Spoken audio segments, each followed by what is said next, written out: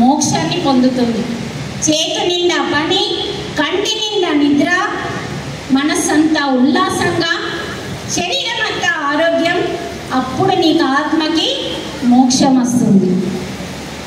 ఈ సత్యాన్ని మనం తెలుసుకోలేక మనం అన్నింటినీ పక్కకు పెట్టి మనం రోగాల పాలై మరి నిరంతరం మనం నరకం అనుభవిస్తున్నామండి. ఈ నరకం నుంచి మనం విముక్తులు కావడానికి ఒకే ఒక మార్గమే మరి ఇక్కడ 7 రోజులు ఎంత పొద్దున 5 గంటల నుంచి 8 గంటల వరకు 3 గంటలు ధ్యానం నిజంగా చేసి చూడండి. మన బాడీ ఎంత హీలింగ్ జరుగుతుందో, ఎంత అలసట నుంచి విముక్తులమవుతాం. ధ్యానం అంత గొప్పదండి. అందుకే మనకి గీతలో కూడా మరి ఫస్ట్ ఏంటిదండి, గీతలో ఫస్ట్ ఒక అధ్యాయం పేరేంటి? గీతలో ఫస్ట్ అధ్యాయం పేరు ఏంటండి? అర్జున విషాద యోగం. విషాదం అంటే ఏంటి? దుఃఖం. అక్కడ ఏమడుగుతుంది? దుఃఖం ఎవరి వల్ల వచ్చింది? భగవంతుని వల్ల కాదు. అంటే దుఃఖానికి కారణం ఎవరో, విషాదం ఎందుకు కలుగుతున్నదో విషదముగా తెలిపితివమ్మా, విశ్వమంత నువ్వేనమ్మా. భగవద్గీత. దుఃఖం ఎందుకు కలుగుతుంది ప్రతి మనిషికి?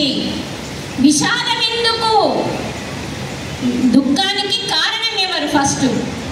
మరి నీ జీవితంలో విషాదం ఎందుకు కలుగుతున్నది?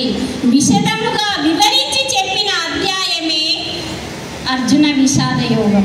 చదవండి, తెలుస్తుంది మనకు దుఃఖం ఎందుకు, ఎవరి వల్ల వచ్చింది. ఎక్కడికి వెళ్ళాల్సిన అవసరం లేదు. చక్కగా చదవండి, ధ్యానం చేసి అంతరంగంగా అర్థం చేసుకోండి.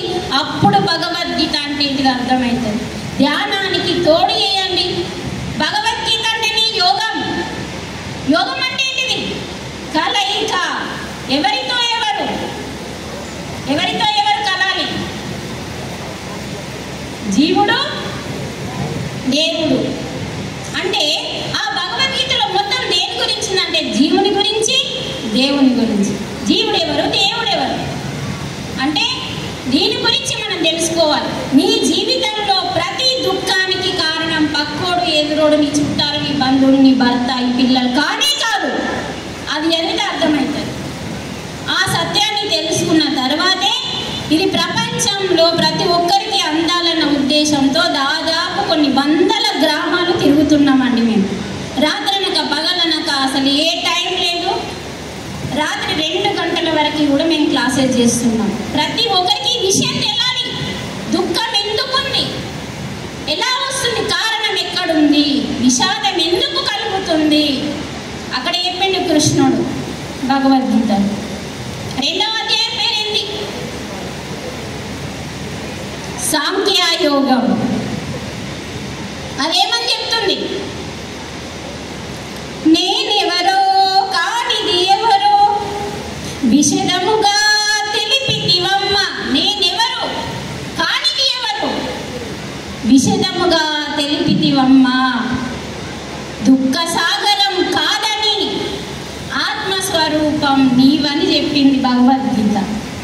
దుఃఖ సాగరం నువ్వు కాదు, నీకు దుఃఖం లేదు. అదే చెప్పిండు మనకు ఈ పెద్దయిన. దుఃఖం వద్దని బ్రహ్మశ్రీ పితామహ పత్రిజీ ఆ భగవద్గీతలో ఫస్ట్ అధ్యాయంలో దుఃఖంతోనే ఉందని అసలు ఆ అధ్యాయం గురించి మనకి ఇవ్వలే.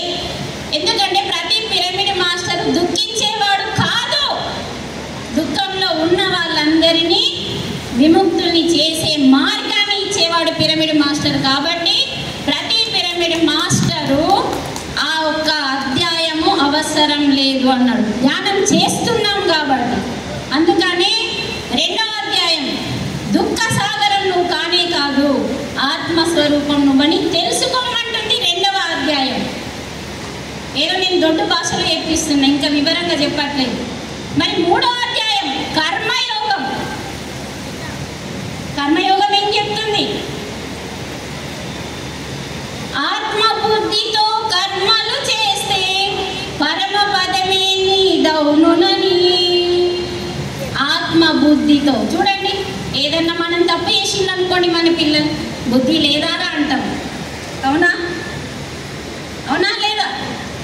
చెడు పని చేసిన వాళ్ళందరికీ బుద్ధి లేదా అని ఒక గిఫ్ట్ ఇస్తాం మనం. అంటే మనం చేసే ప్రతి కర్మ భగవద్గీత ఏం చెప్తుందంటే ఆత్మతో బుద్ధితో కర్మలు చేస్తే పరమ పదమే నీ దౌనునని తెలిపితివమ్మా. ఆ 3వ అధ్యాయంలో అది ఉంది. ఎటువంటి కర్మ చేయాలి, ఎలా చేయాలి? బుద్ధితో, ఆత్మతో. మరి ఇది రావాలి అంటే నువ్వు ధ్యానం చేయాలి. అంత తొందరగా బుద్ధి వికసించదండి, మనస్సు మన మీద ప్రభావం చూపిస్తుంది కాబట్టి.